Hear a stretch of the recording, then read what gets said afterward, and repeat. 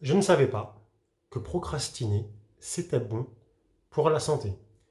Depuis quelques années, si tu vois sur les réseaux sociaux, sur YouTube, sur Facebook, sur Google, tu vas trouver un tas de vidéos, un tas d'articles qui vont te donner les 5 astuces pour arrêter de procrastiner.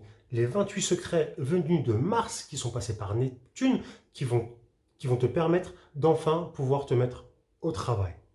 Ok? Et donc, moi, perso, tout le temps, je suis tu vois, un peu relax. Attends, je fais ça demain. Attends plus tard. Attends ceci. Et après, je commence à culpabiliser. Tu vois, je me dis, ouais, ça se fait pas. T'as vu, les gens, ils arrivent et moi, j'y arrive pas et tout. Nan, nan, nan.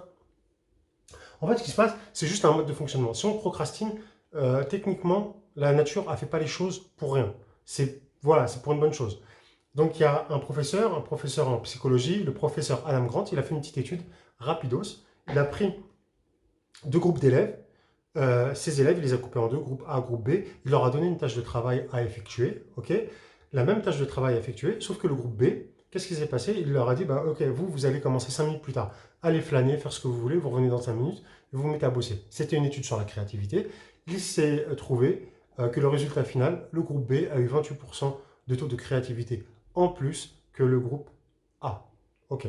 Conclusion, il est arrivé avec trois conclusions sur cette étude que la procrastination, finalement, aidait à la créativité, boostait l'énergie, et dernière chose, et ça favorisait la concentration. 3.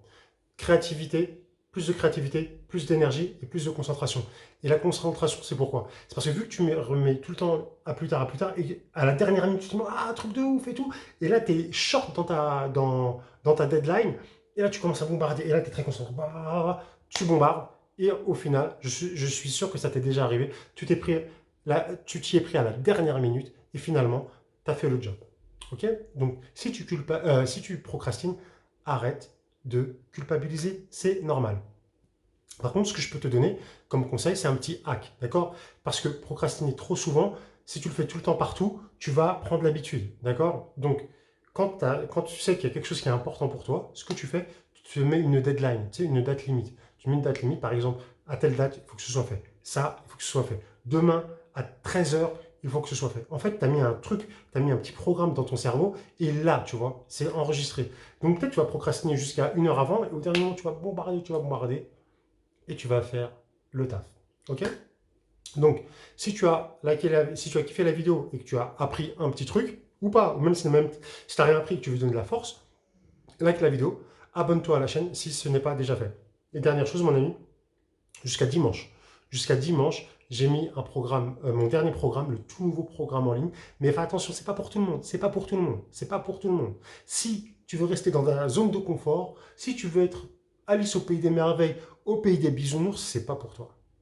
Mais attention, les gens qui vont cliquer sur le lien et qui vont appliquer le programme, à la fin du confinement, ils vont être meilleurs qu'au début du confinement, en JJB bien sûr. Donc je t'embrasse, à bientôt, je pense à demain pour une nouvelle vidéo.